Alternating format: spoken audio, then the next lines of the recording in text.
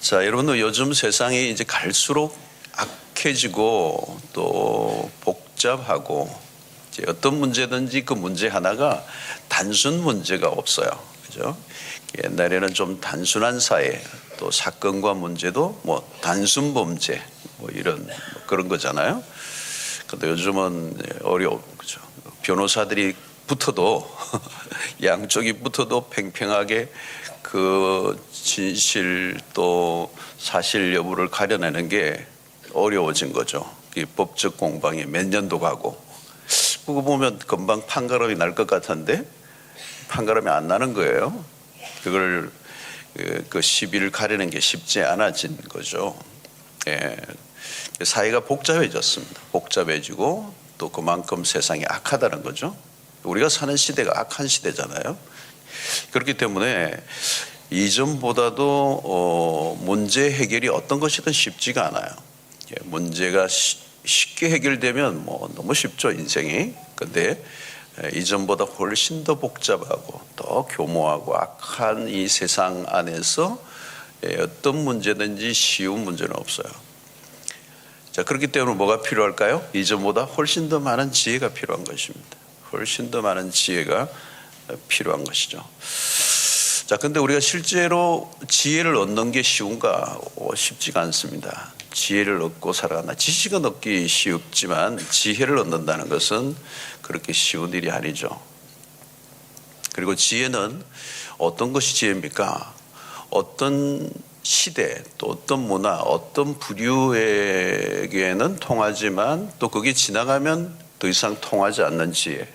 그건 지혜라고 말할 수가 없습니다. 진정한 지혜는 어디에서나 통용될 수 있어야 되죠.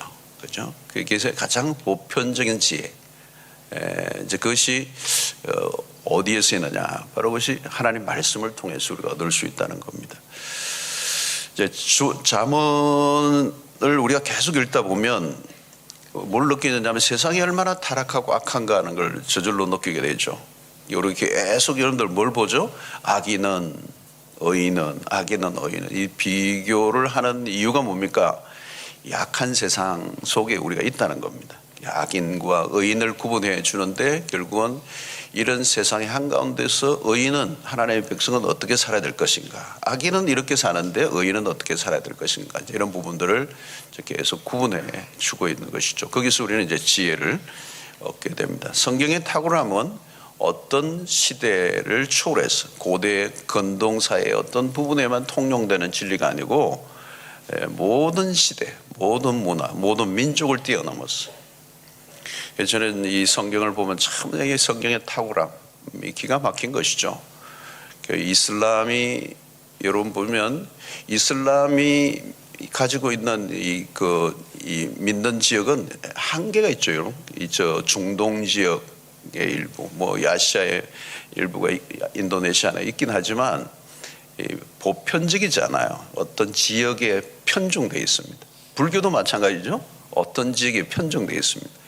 그런데 기독교는 월드와이드예요. 모든 골고루 퍼져 있어요. 모든 곳곳에 온 세계 골고루 퍼져 있고 그것이 오늘날까지 모든 사람들에게 보편적. 이슬람 같은 경우에 어떤 편견을 갖고 있어요. 사실 그 안에 들어가 보면 많은 그게 대립을 구도가 하는데 물론 기독교 역사 속에서도 오류가 있었죠. 어떤 극단 기독교 안에서 극단주의자들이 있기 때문에 이제 그런 충돌이 일어나고 전쟁이 일어나기도 하고 구교와 신교가 일어났지만 그래서 사실은 종교의 싸움이었지 진정한 그리스도의 가르침에 따라서 행동했다고 볼 수는 없는 거잖아요.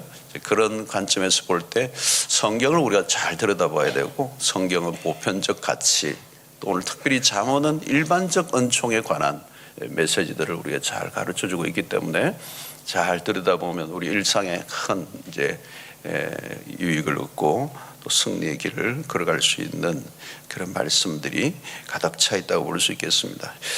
12절 우리가 보겠습니다. 12절 보면 악인은 불의의 이익을 탐하나 의인은 그 뿌리로 말미암아 결실하느니라.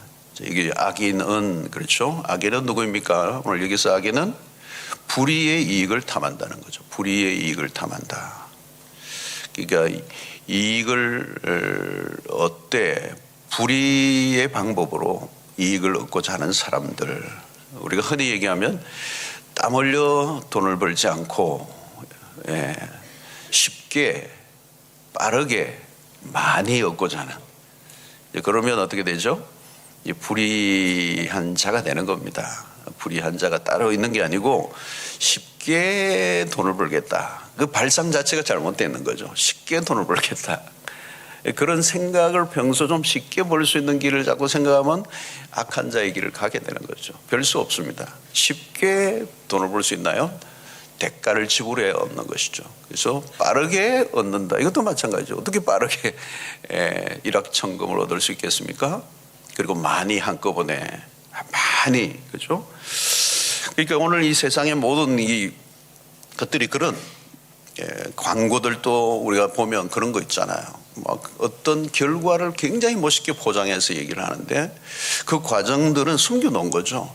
어마어마한 결과가 주어질 거다라고 얘기만 하는데 거기에 따르는 리스크는 얘기를 안 하는 거죠. 그걸 봐야 되는, 거기에 따르는 위험, 그것에 주어질 수 있는 어떤 위험을 알려줘야 되는데 그건 안 알려주는 거죠. 그게 이제 덫인 겁니다. 덫. 멋있게 포장만 하고 이제 그런 어떤 결과, 외적인 성공만 얘기하지 그 안에 치를 수 있는 대가는 얘기하지 않는 것. 그런 것들은 이제 주로 계약서 같은 데도 그래놨죠. 아주 깨알같이 안 보이도록 써놨죠. 그래가지고 못 읽게 하고 나중에 보면 이거 다 있다고 왜 이제 이렇게 얘기하는 것이죠. 여러분, 이 덫이라는 건 뭘까요? 이 덫은 이게 보이지 않는 것입니다. 보이지 않는 거죠. 여기 보면 의인은 그 뿌리로 말미암아 결실하느니라. 이 뿌리라는 말에도 덫이라는 표현이 또 들어있기도 합니다. 이 덫은 보이지 않죠. 순진하거나 아니면 욕망이 가득한 사람은 이 덫을 부르지 못하게 되죠. 결국은 걸려들게 되는 겁니다. 자, 그러므로 이 잠언서에서 우리 가르쳐 주는 것은 평소에 우리가 어떤 마음과 자세로 살아가야 하는가를 가르쳐 주는 거죠. 사실은 방법론에 대한 얘기보다 원리를 얘기하는 것입니다. 자, 형편이 어렵고 힘들면 잠시 눈이 어두워질 수 있어요. 그리고 빨리 문제를 해결하고 싶어지는 마음에 이제 조급함이 있기 때문에 그때 이제 걸려드는 것이죠. 여러분, 세상에는 수많은 올무들이 깔려져 있습니다. 그 올무들은 모두 불의의 방법으로 이익을 얻고자 하는 사람들이 걸려들도록 만들어 놨다. 그래서 악한 마음을 품고 살면 그런 것이 눈에 들어오는 것이죠. 그래서 속는 줄 모르고 속는 것입니다. 자, 의인은 다르죠. 의인은 그 뿌리로 말미암아 결실하느니라. 뿌리로 말미암아 결실한다. 자, 여기에서 의인은 누굽니까? 바로 앞부분과 비교해서 얘기하면 욕심에 사로잡히지 않은 사람이에요.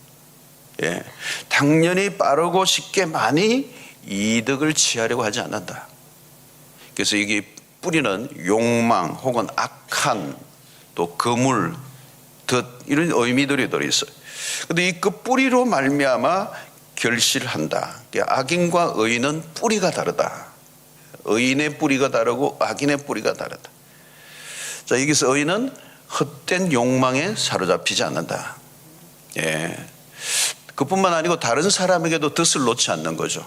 악인은 다른 사람에게 덫을 놓는 겁니다. 그래서 거기에 걸려들게 하고 그래서 자기가 부당한 이익을 얻고자 하는. 의인은 다른 사람에게 덫을 놓지 않았죠. 악한 계략을 사용하지 않는다는 거예요. 필요 이상의 욕심을 가지고 있지 않기 때문에 그렇게 할 이유가 없는 것이죠. 그런데 악인은 덫을 깔아놓는 거예요. 수 없는 사람들이 그 덫에 걸려들도록 만든다는 거예요. 자, 의인은 이 뿌리가 달라요. 뿌리 자체가 다르기 때문에 그 좋은 결과, 그 결과는 그 뿌리로부터 온다는 것입니다. 자, 좋은 결과를 맺는 것은 뿌리에 의해서요. 이 뿌리는 오늘 여기서 의인에게서 말하는 이 뿌리는 그 뿌리로 인해서 결실을 얻는다는 이 뿌리는 변함없는 일상의 성실한 삶을 의미하겠죠.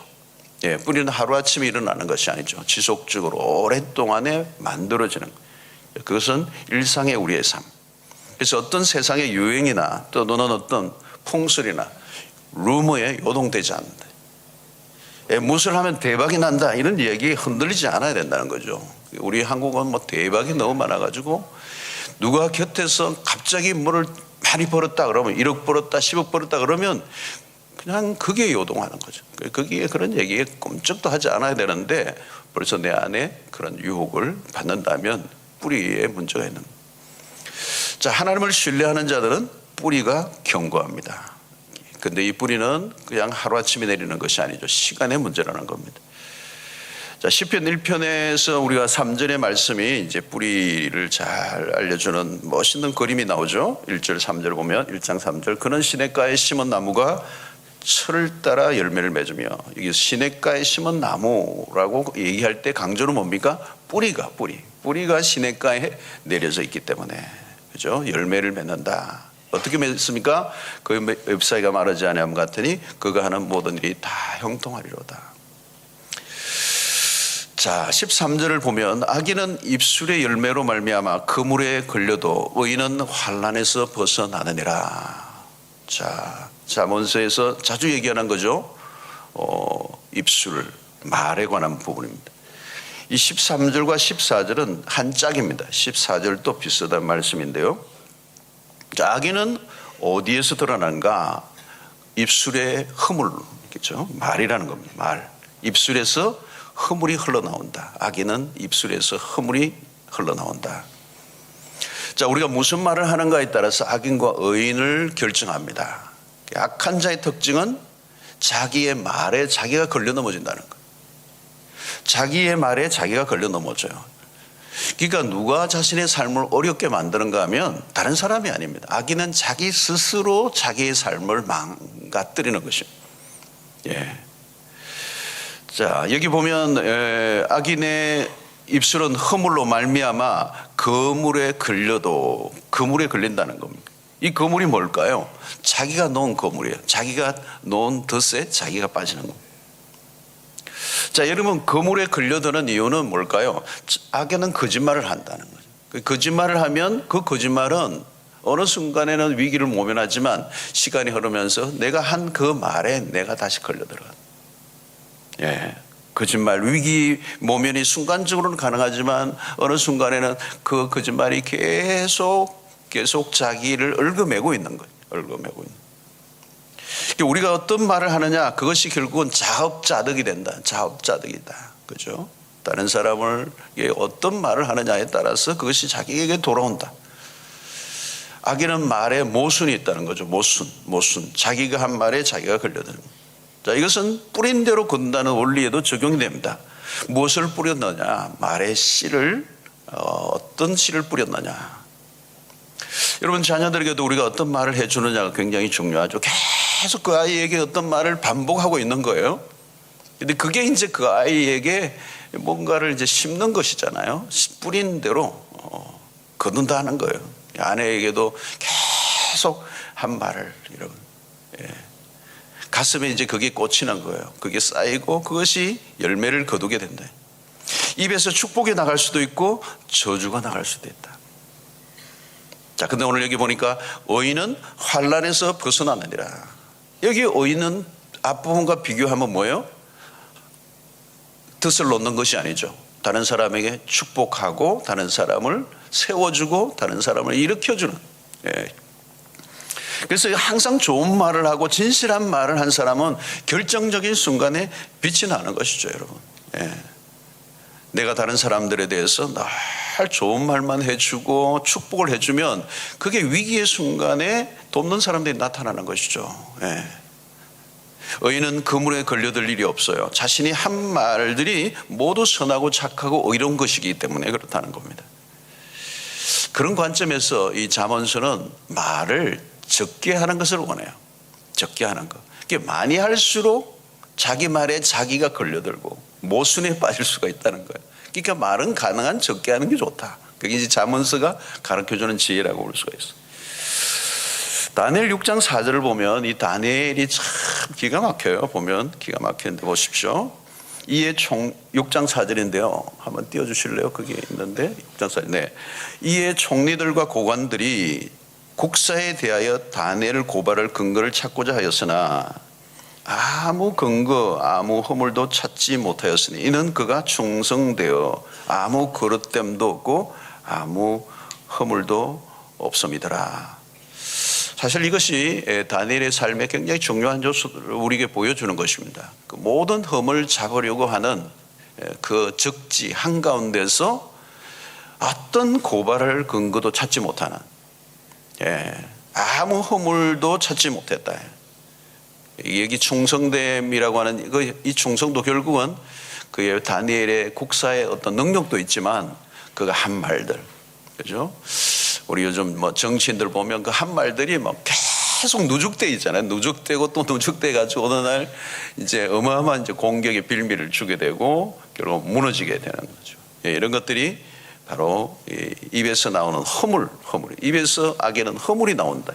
그래서 스스로 거물에 걸려드는, 자기 자신이 이제 걸려든다는 것을 우리가 말씀하고 있습니다. 그래서 오늘 우리 하루도 우리 끊임없이 우리의 말들을, 어떤 말들을 우리 입에서 나오고 있는가를 잘 살펴볼 필요가 있습니다. 자, 14절을 보면 사람은 입의 열매로 말미암아 복록에 족하며 그 손이 행하는 대로 자기가 받느니라. 자, 13절하고 다 연결이 되죠.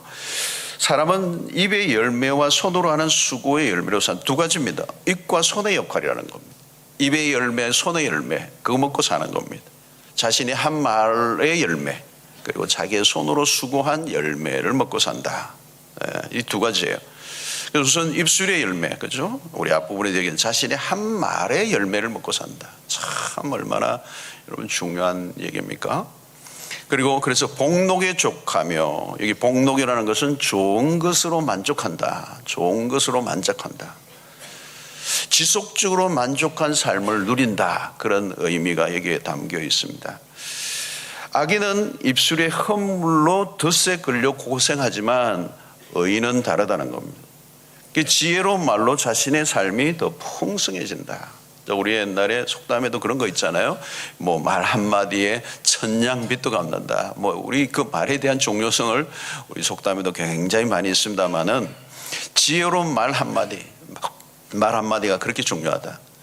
어려움을 당한 한 사람에게 격려 한마디가 그 사람을 살리고 위기에 처한 사람을 조금 내가 도와줬는데, 말로 도와줬는데도 그 사람이 그 마음의 심리적인 안정을 얻고 힘을 얻고 용기를 내고 인생의 항로가 바뀌어지고 이런 일들이 생긴다는 겁니다.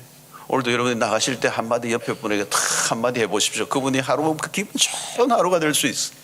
근데 한마디 툭 던졌는데 하루 종일 막 그냥 굉장히 불행하게 만들 수도 있어요. 그래서 여러분들 옆에 있는 분에게 이렇게 격려하고 칭찬하는, 그죠? 말은 위력이 있어요. 말로 씨를 뿌리는 겁니다. 좋은 씨를 계속 뿌리고 살면 그 말이 복록이 되어 내 삶을 계속해서 그렇게 복되게 한다는 거예요. 만족하게 한다는 겁니다. 오늘 여기 보니까 손이 수고한 대로 자기 받느니라. 이 잠언서는 일반적 언총을 얘기 많이 해요. 일반적 언총. 특별한 언총도 필요하지만 일상 속에 우리가 어떻게 손으로 수고한 대로, 이 말하면 성실을 얘기하는 거잖아요. 수고한 대로, 땀을 흘린 대로, 행한 대로 열매를 거두리라. 일반적인 언총을 얘기하는 겁니다. 여러분, 입과 손이 삶에 영향을 준다는 겁니다. 우리는 입과 손을 어떻게 다루고 있는가? 기도를 하고 하나님의 능력을 구해야 하지만 먼저 우리의 기본적인 태도, 자칫하면 우리가 기도가 어떤 요행을 구하는 것으로 여기고 자신의 책임을 이렇게 무시해버리고 간과할 수가 있어요. 근데 오늘 여기 잠언서에 우리 가르치는 것은 우리의 입을 다 점검해 봐야 되고 우리의 손이 정말 정직하게 일을 하고 있느냐. 이런 잠언은 이 말에 대한 교훈도 많고 일에 대한 교훈도 많아요. 그만큼 이제 우리 일반적인 은총으로도 우리가 하나님이 다 복을 누리도록 하나님이 해놓으셨다는 거예요. 자, 15절을 이제 한번 보겠습니다. 15절을 보겠습니다. 미련한 자는 자기 행위를 바른 줄로 여기나 지혜로운 자는 권고를 듣느니라. 미련한 자는 자기 행위를 바른 줄로 여기나. 미련한 자가 여기 누구라고 그러죠? 자기 행위를 바른 줄로 여긴다는 거예요. 자기가 행한 것들이 자기를 못 보기 때문에 그런 것입니다. 착각이죠. 여러분, 제일 무서운 게 뭐냐면 자기 기만이에요. 자기 기만. 자기를 잘 모르는 겁니다. 특별히 자기가 자기를 속이는 거. 자기 자신을 속이는 거예요. 이 가장 변화하기가 어려운 스타일이에요. 내가 나를 속이는 겁니다. 자기를 합리화하고 자기를 정당화하는 거죠. 예. 이게 누가 조언을 해줄 수가 없어요. 조언을 하면 그 디펜스를 하기 때문에. 이게 자기를 정당화하는 겁니다. 자기가 무엇을 잘못하고 있는지를 잘 모르는 거죠. 내가 나를 모르니까 어떻게 고치겠습니까? 당연히 고칠 생각도 없죠. 내가 무엇을 잘못하고 있는지를 모르기 때문에. 그게 미련함이라는 거죠. 그게 미련하는 거. 그러니까 항상 문제의 출발은 자신에 대한 무지에서 오는 거다. 자신에 대한 무지. 그래서 우리의 자신의 무지에서 벗어나는 거, 이 무지의 구름에서 벗어나는 거, 이게 우리의 신앙의 여정이에요. 여정. 계속 내가 그렇구나. 나에게 약한 게 이거구나. 나에게 문제가 이거였구나. 나에게 부족이 이거구나. 이걸 깨달아 알아가는 거예요. 여러분, 이 자기가 자기를 모르는 이 미련한 자는 자기 행위를 바른 줄로 이긴다. 자기를 모를수록 어떻게 해요? 고집이 세죠. 고집이 세. 고집이 세다는 말은 결국은 내가 누구인가를 모르기 때문에 누가 조언을 해주면 화를 내는 거. 기분 나빠서 그냥 화를 막 내는 거. 여러분, 그러면 계속 미련하게 살아야 되는 것입니다. 고집이 문제죠. 이 고집이 세면 자기 방어가 강할 수밖에 없어요. 자존심이 세고 또 자기 혼자 똑똑하고 자기 주장이 강하고 그런 것입니다. 여러분, 우리 인간의 한계예요. 여러분, 내가 나를 못 봐요. 거울을 본다고 나를 볼 수 있습니까? 거울에 비친 나는 내가 아니죠, 여러분. 그렇죠? 예, 우리 영성의 길도 결국은 뭘까요? 끊임없이 자기 자신을 들여다보는 거예요. 자기의 내면의 세계를 끊임없이 들여다보는 거예요. 예. 자기 분석이 가장 어렵습니다. 이 블라인드 사이트가 많은 거죠. 블라인드 사이트가 많은 거죠. 그래서 우리가 공동체 안에 들어가서 함께 관계를 맺으면서 다른 사람을 통하여 자기를 보는 게 굉장히 중요합니다. 대화를 할 때 우리 사랑방이 참 중요합니다. 혼자만 있는 분들은 자기를 일평생 모르고 살다가 죽는 거예요. 공동체 안에 들어가 보는 겁니다. 그래서 그 관계를 맺는데 뭔가 자꾸 문제가 부딪히고 관계가 힘들어지면 거기서 자꾸 그 문제의 원인을 다른 사람에게 찾지 않고 나에게서 찾아야 되는데 자기 안에서 찾지 못하고 자꾸 다른 사람에게서 문제를 찾아내려고 하면 어떻게 해요? 자기를 못 보는 거죠. 그러니까 항상 문제를 다른 사람에게 찾는 겁니다. 나에게 있지 않고 저 인간 때문에. 부부관계도 마찬가지잖아요. 이 인간을 만나서 내가 불행해졌다는 거예요. 사실은 저 인간이 내 때문에 불행해졌는데 그걸 못 보는 거란 말이죠. 그러니까 고칠 생각을 하지 않죠. 나에게 문제가 있어야 고칠 텐데 나에게 있는 문제가 있다고 생각하지 않고 타자에게서 자꾸 문제를 찾으니까 문제 해결을 할 수도 없고 성장할 수도 없는 겁니다. 그런 상태가 뭘까요? 마치 길가밭과 같은 것이죠. 길가밭. 콘크리트죠. 콘크리트. 거기에 씨를 뿌려봤자 아무 소용이 없는 겁니다. 텅텅 그냥 다 부딪히는 거죠. 그런 사람들의 특징이 뭡니까? 자기 세계에 자기가 빠져 있는 겁니다. 자기 세계에 빠져 있는. 자기 생각을 절대화하는 것. 절대화하는 것. 그러면 대화가 안 돼요. 대화가. 그죠? 대화가 안 돼요. 이런 주로 이 흑백 논리라는 게 있죠. 흑백 논리에 사로잡힌 사람들이에요. 흑백 논리. 이 흑 아니면 흑백이야, 이게. 이 세상이 어떻게 흑과 백으로만 나눌 수가 있어요? 그럴 수가 없어요, 여러분. 이 흑백 논리는 철저하게 흑과 백을 가르를 나놓는 거예요. 여러분, 근데 여러분 자세히 보면요, 흑도요, 흑이 아닌 경우가 있어요. 흑 안에도 백이 있어요. 여러분 자세히 보면. 이 색깔을 공부하시는 분들 보면 한 컬러가 똑같은 게 아니에요. 흑이라도 같은 흑이 아니에요. 흑도 점점 이렇게 가보면 이렇게 회색으로 갔다가 나중에 약간 밝은 흰색으로도 나와요. 그러니까 이 흑이라는 색깔 자체도 어마어마한 색깔이 많단 말이죠. 어떤 사람은 그래, 미술 전공하는 사람 한 색깔을 몇 종류로 만들어내느냐가 또 그게 하나의 그 그림의 세계일 수 있는 거죠. 예. 옐로우만 있는 게 아니라 옐로우 안에서도 수없는 옐로우가 있단 말이에요. 그죠? 어떤 때는 흑 안에서도 백을 가장한 흑도 있고요. 백 안에서도 흑을 가장한 백이 있고요.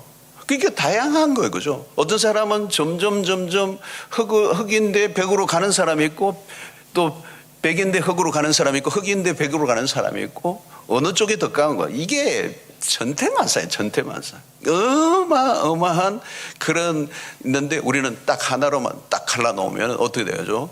이제 흑백에 논리되는 것이죠. 근데 요즘 보니까 SNS가 이 문제예요, 여러분. SNS상에 자기와 비슷한 생각을 하는 사람들끼리만 모이잖아요, SNS는. 그리고 자신의 그 SNS에 좋아요에 눌러주는 사람들끼리만 이제 우리는 모이는 겁니다. 그러면 자신의 의견에 동의하지 않는 사람들과는 클릭 한 번으로 관계를 끊어버려요.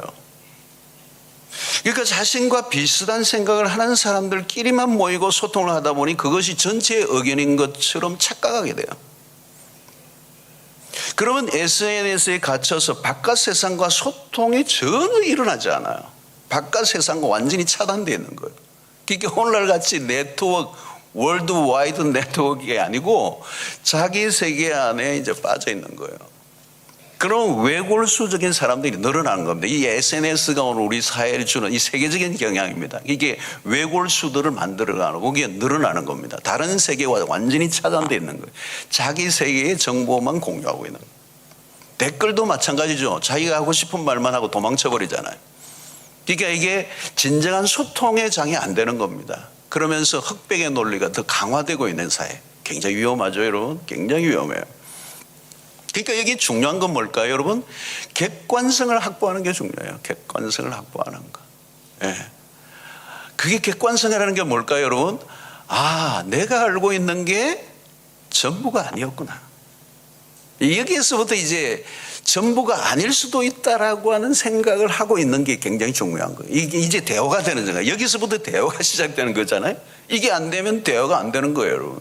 소통이 불가능한 겁니다.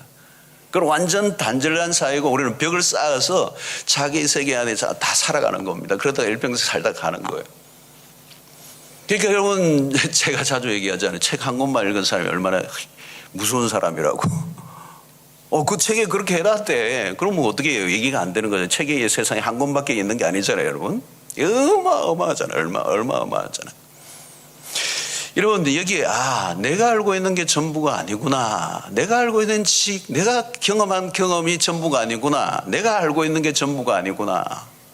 여기서부터 이제 통찰이 시작되는 거예요, 통찰이. 여기서부터 통찰이 시작이 되는 거예요. 이 통찰력이라는 게 그런 겁니다. 객관적인 시각을 가지는 겁니다. 굉장히 다양하게 보는 겁니다. 어떻게 내가 보는 앵글에서 또 다른 사람의 앵글을 또 보는 거예요? 저런 것도 있구나. 여러분, 힘들게 살아가는 사람들의 특징이 뭐냐면 외골수예요. 외골수. 다른 사람의 말에 귀를 기울이지 않는 것.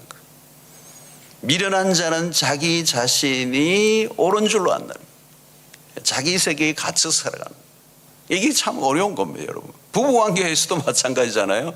한평생 평행선을 걷다 보면 결국은 이혼밖에 할 수 없는 거죠. 자, 오늘 여기 보십시오. 지혜로운 자는 다르다요. 지혜로운 자는 어떤 사람입니까? 권고를 듣느니라. 매우 중요한 태도예요. 듣는다. 권고, 다른 말로 표현하면 어드바이스죠, 여러분. 조언을 듣는다. 자, 누가 조언을 듣습니까? 자기의 연약함을 인정하는 사람이죠. 자기의 부족함을 인정하는 사람. 그런 사람이 길을 여는 거죠. 길을 열고 들으려고 한다. 자, 어떤 사람은 여러분 이 조언, 어드바이스 하나 얻기 위해서 오늘 또 차를 타고 서울까지 갔다 올 수 있는 사람도 있어요. 그분을 만나기 위해서, 어드바이스 얻기 위해서. 어떤 사람은 비행기를 타고 미국까지 갔다 올 수도 있어요. 그분을 만나서 어드바이스를 듣기 위해서. 단 몇 분의 사사를 받기 위해서 어마어마한 대가를 지불합니다. 그렇죠? 이게 지혜의 모습이에요. 여러분, 여기 듣는다라는 말은 그냥 듣는다가 아니에요. 듣는다가 아닙니다, 여러분. 샤마, 우리 성경에 매우 중요한 거죠. 경청. 들어라 이스라엘아. 그 샤마잖아요, 여러분. 그러니까 이 신앙이란 뭐냐? 신앙의 행위의 가장 기본기가 듣는 것입니다. 듣는 것. 잘 듣는 것이 신앙의 핵심이라는 거예요. 예. 지혜가 뭐냐? 듣는 거라는 거죠. 그런데 여기서 듣는다는 것은 경청을 의미한다. 경청. 자, 경청이란 뭘까요, 여러분? 잘 듣는 게 이게 경청이 아니고 경청의 핵심은 뭐냐면 순종하려고 듣는 것입니다. 예.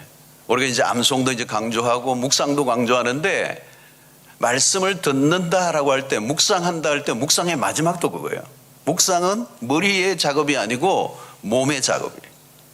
말씀이 온 몸으로 체화되도록 하기 위해서는 어떻게 해요? 순종해야 된다는 거예요. 순종하지 않고 내 몸에 배이지 않으면 아직 그 말씀은 내게 아니에요. 성육신화 되지 않았다는 것이죠. 그러면 나와 분리된 말씀이에요. 그래서 어떤 결정적인 문제가 생기면 그 말씀이 나에게 도움이 되냐? 도움이 전혀 안 돼요. 지식으로만 있는 지식의 축적이었기 때문에 그 지식이 나에게 도움이 되지 않아요. 지식은 오히려 우리를 더 비겁하게 만들 수 있어요. 그러니까 몸에 있게 만드는 거. 그리고 말씀을 들을 때 가장 기본적인 태도가 뭐냐면 순종하려고 듣는다는 거예요. 자, 오늘 이 말씀을 통하여 내가 순종할 말씀이 뭘까? 이걸 찾아내는 거죠. 이게 찾아내는 거. 그거를 이제 듣고 순종에 옮기는 것까지 가야 듣는다라고 얘기할 수 있고, 듣는 자가 복되다라고 얘기할 때 그 듣는 자가 복되다는 말은 그냥 귀로 들은 자가 복되다는 얘기가 아니고 그 말씀을 듣고 지키는 자. 예. 그러니까 여러분 중요한 것은 여기서 권고를, 지혜로운 자는 권고를 듣는다라고 할 때 이 권고는 그 권면과 조언을 지속적으로 받아들이는 태도를 말합니다. 애티튜드를 말합니다. 그러니까 삶의 태도를 말하는 거죠. 듣는 행위를 말하는 게 아니라는 거죠. 예.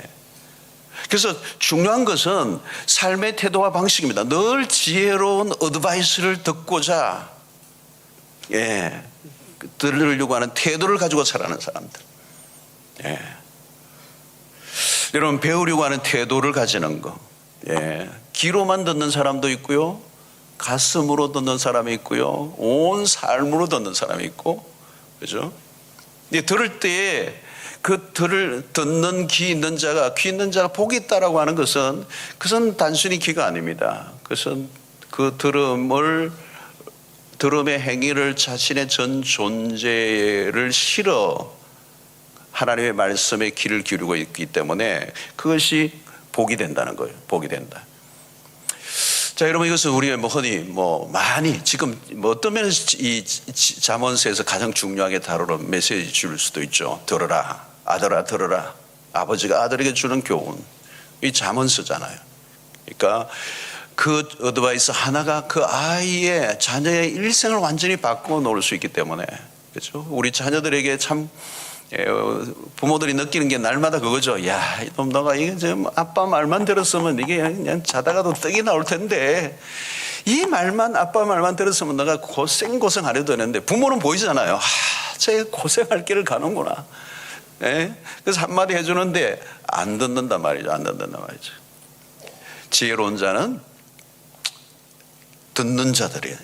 조언을, 권고를 듣는 자다. 듣는 자다. 그래서 고수의 조언 한마디, 부모의 조언 한마디, 선배의 고언. 그래서 저는 사랑방이 참 중요한 기능을 하는데, 우리 금남시에 나오신 여러분들이 다 사랑방 하시기를 바라고 또 하시고 계신 줄로 아닙니다만은, 이 사랑방 안에서 그게 이루어져야 되는 거죠. 내가 한 5년 믿음에 그 축적된 그 지혜가 있잖아요, 여러분. 내가 처음 왔을 때 내가 그걸 내가 했으면 내가 덜 고생했을 텐데, 요럴 때는 내가 요러니까 정말 좋더라. 그죠? 신앙의 어떤 위기가 올 때 내가 이런 것을 통해 내가 극복했어. 이 사랑방에서 이게 일어나야면 내가 10년을 믿어온 이 10년의 세월 동안 만들어진 어떤 신앙의 어떤 조언들을 이제 시작하는 사람들에게 도와준다는 것은 얼마나 놀라운지 모르죠. 얼마나 놀라운 것인지 몰라요. 여러분, 설교에서 듣는 것보다 사실 사랑방 안에서 10년, 20년 믿음의 삶을 살아오면서 쌓여왔던 그 영적인 교훈들을 함께 나누는 것. 여기 막 눈이 뜨고 한 사람의 인생을 바꿔놓고 한 가정을 바꿔놓을 수 있고, 이 사랑방의 기능이 얼마나 중요한지 몰라요. 여러분, 몇 년 동안 끙끙거렸던 문제를 단 5분에 해결되는 기적이 일어나요. 5분, 단 5분이라도 괜찮아요. 예. 한계점에서 늘 맴돌다가 한계점이 있거든요. 우리가 어디 가다 보면 항상 그 한계점에서 뺑뺑 돌르는데 고수를 딱 만나서 한마디 들으면서 그때 한계점을 돌파하는. 예. 무조건 열심히 한다고 되는 거 아니죠, 여러분. 무조건 열심히 해. 요즘은 뭐 열심히 하면 열심히 망할 수 있어. 고수의 한 수, 그죠? 예. 여러분, 책을 왜 우리가 읽습니까? 독서하는 이유도 이 책이라는 게 그냥 책이 아니죠. 한 사람의 존재가 녹아있는 게 책이란 말이에요. 그 사람이 한 사람의 책을 내기 위해서는 수 없는 세월, 수 없는 책들을 녹여낸 거란 말이죠. 자신의 삶의 것들이 다 녹아져 있단 말이에요. 여러분, 왜 고전입니까? 고전은 수백 년 동안 사람들의 삶에 그 어마어마한 영향을 준 거란 말이에요. 역사 속에 최고의 고전 중에 고전, 오늘 세계에 가장 많이 팔리고 가장 많은 사람이 읽었고 가장 오랫동안 롱 베스트셀러가 뭐예요, 여러분? 성경이잖아요. 그 성경 속에서도 지혜에 얘기하고 있는 이 전도서와 잠언서 같은 것들은 그 안에 그냥 이 보화가 그냥 꽉 차 있어. 예. 이거를 이 안에서 이 보화를 이제 캐내는 거죠. 캐내는 거. 여러분, 잠언서도 우리 보면 반복하는 것 같죠? 절대 반복이 없어요. 반복하는 것 같지만 자세히 듣다 보면 반복이 아니에요. 깊어져 가고 있어요. 예. 그러니까 여러분, 권고를 듣는 거. 그러니까 조언을 구하는 거. 내가 지금 이 위치에서 한 수 위에 있는 분이 누군가를 찾으세요. 뭐 어떤 분야든 그 한 수 위에 분야를 찾아야 돼요. 그분에게 조언을 구해야 돼요. 정기적으로 구하셔야 돼요. 그러지 않으면 성장이 안 된다. 조언을 구하면 너무 쉬운데 그걸 안 하는 거예요. 안 하는 거. 자기 고집으로 자기 생각을 강화해서 자기를 절대화하고 자기는 이제 다 됐다고 생각하고 교만함이 오면 이제 안 들으려고 그러는 거잖아요. 그럼 끝이라는 거. 그러니까 여러분, 성장을 계속하는 사람들은 계속 뭔가 그 영역에 사는 사람은 끊임없이 배우려고 하는 사람. 이 학습력이 무궁무진한 거예요. 예. 미련함이 뭘까요, 여러분? 왜 안 해도 될 것을 하죠? 조언을 안 구한 거죠. 결정적인 순간에 조언을 구해야 된다. 제가 호주에서 목회할 때 한 2번 정도 제가 우리 올로 목사님한테 전화를 한 적이 있었던 것 같아요. 교회가 어떤 결정적인 어떤 순간이 올 때 잘 모르겠더라고요. 그래서 전화를 했더니 말씀해 주시는데 그게 답이 되더라고요. 그렇구나. 조언이죠. 수십 년 동안 하셨기 때문에, 저보다 한 15년 앞에 가셨기 때문에, 그리고 아주 지혜가 있으신 분이잖아요. 그러니까 딱 하는데 답이 딱 오더라고요. 자, 여러분, 성경은 우리에게 기가 막힌 수를 가르쳐줘요. 그래서 말씀 묵상이 그렇게 축복입니다. 말씀 묵상은 매일 아침마다 하나님의 말씀에 귀를 기울이는데, 누구에게 귀를? 하나님에게 한 수 배우는 거잖아요. 여러분, 우리는 솔로몬을 우리가 어떤 수로, 내가 그 시대에 살았다면 솔로몬을 우리가 어떤 수로 만나겠습니까? 솔로몬 왕을 만날 재간이 있습니까, 여러분, 우리가? 근데 솔로몬이 남긴, 그죠? 하나님의 그 영감을 받아 쓴 이 책을 통하여 우리는 하나님의 지혜를 만나는 거예요. 그죠? 그러니까 여러분, 중요한 것은 학습력, 공부를 받는, 배우려고 하는, 그 배움은 끝도 없는 거잖아요. 끝도 없는 거죠. 끝도 없는 거죠. 누가 조언을 구합니까? 질문을 가진 사람들이요. 질문을 가지는 거예요. 배우는 사람은 질문하는 사람들입니다. 질문이 있다는 것은 자신이 발전하고 있다는 뜻입니다. 질문이 멈추고 호기심이 사라지면 그때부터는 소멸이는. 그러니까 여러분, 아이들이 왜 배웁니까? 끊임없이 질문하는 거예요. 귀찮아. 그냥 보는 대로 질문해. 보는 대로 질문. 모든 세상에 다 호기심에 가득 차 있어. 그 아이가 지금 어마어마한 팽창을 하고 있는 거예요. 지식의 팽창을 하고 있고 어마어마한 지식의 세계가 열리고 있는 거죠. 그런데 점점 뭐가 없어져요? 호기심이 없어져요. 여러분, 그 이의령 교수 같은 분들은요, 호기심이 엄청난 분이에요. 모든 게 질문을 하잖아요. 질문을 하는 거. 퀘스천 마크로 보죠. 죽을 때까지 퀘스천 마크. 그게 답을 해나가는, 답을 찾아가는 인생. 나는 왜 여기서 실패를 했지? 질문을 해야 되는 거죠. 왜 이런 실패가 자주 오르는지? 왜 내가 관계가 이렇게 계속 힘들지? 왜 내 실력이 안 늘지? 왜 내 삶의 변화가 일어나지 않지? 왜 내가 10년 동안 신앙생활 했는데 왜 이렇지? 질문하셔야 돼요. 그리고 굉장히 존재론적인 질문에 고민을 하고 다가가야 되는 거예요. 마틴 루터가 질문을 한 거죠. 왜 이게 해결이 안 되는 거야? 내가 왜 고해성사를 했는데 이 죄 문제, 이 죄책감이 왜 해결이 안 되지? 왜 내가 아직도 천국 이렇게 열심히 하는데 천국 갈 자신이 없지? 질문을 한 거예요. 그래서 시대적 문제를 해결한 거예요. 엄청난 거죠, 여러분. 왜 내가 이 일을 하는데 자꾸 힘이 드나? 왜 내가 일을 하는데 짜증이 나지? 왜 내가 일하는데 이렇게 변화가 일어나지 않지? 여러분, 질문하는 사람이 답이 있는 거예요. 그게 뭡니까? 더 알고 싶은 충동. 여러분, 성경을 누가 더 배웁니까? 성경을 알고 싶은 충동. 그죠? 여러분, 식욕이 없는 사람에게는 아무리 좋은 요리를 줘도 소용이 없어요. 그죠? 그런 사람이 있더라고요. 식욕이 없는 사람이 있어요. 그러니까 뭐 요리를 봐도 맛있다는 느낌이 없어요. 식욕이 있는 사람들 TV에 요즘 먹는 프로그램이 많이 나오잖아요. 보니까 최보람 씨 보니까 이 식욕이 있는 사람은 당장 그냥 주문을 하든지 식당을 쫓아가든지 어디 뭘 만들어 먹든지 식욕이 견딜 수 없는 시장의 반찬이라고 그러는 시장의 반찬.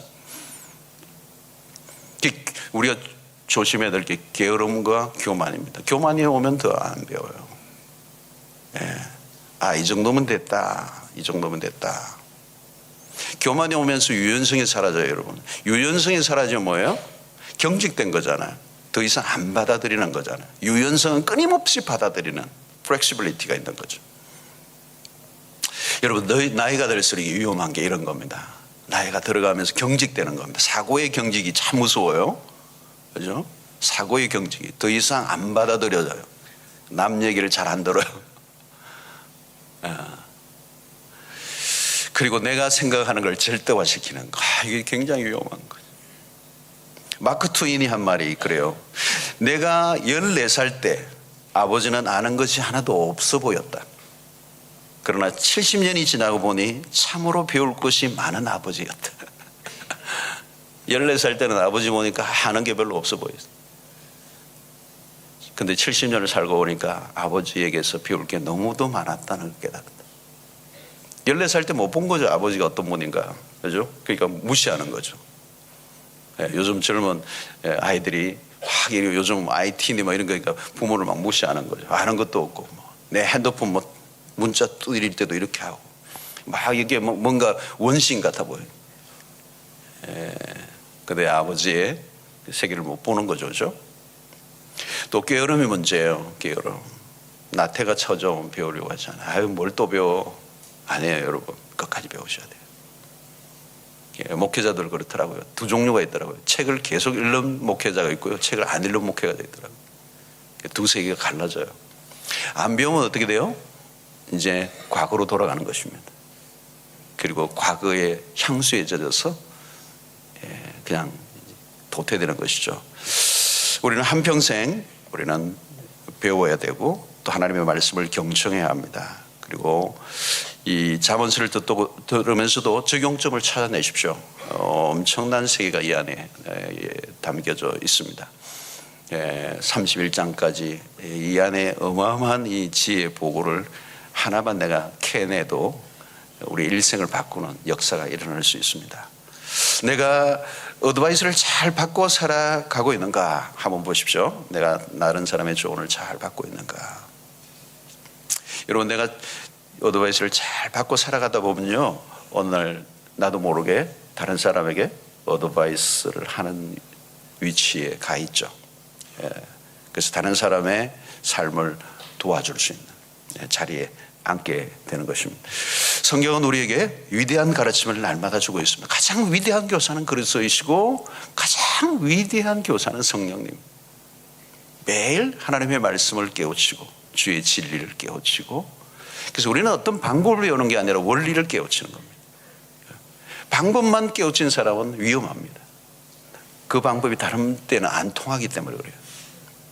그러나 원리를 깨친 사람, 진리를 깨친 사람은 방법이 좀 서투러도 세월이 가면 결국은 이깁니다. 오늘도 진리 안에서 승리하시는 여러분들이 되시기를 바라고, 오늘 또 여러분들 우리 주변에 길을 열면 수없는 조언들을 얻을 수 있을 것입니다. 특별히 하나님의 말씀을 통하여 조언을 구하셔서 매 순간 위기와 어려움과 악인들로부터 실패하지 않고 넉넉히 승리하는 은혜가 있게 되기를 주의 이름으로 축원합니다. 자, 오늘 말씀을 생각하며 오늘 한 날 주 안에서 복된 한 날 되시기를 바랍니다. 우리 함께 기도하고 나아가도록 하겠습니다. 주여 외칩시다.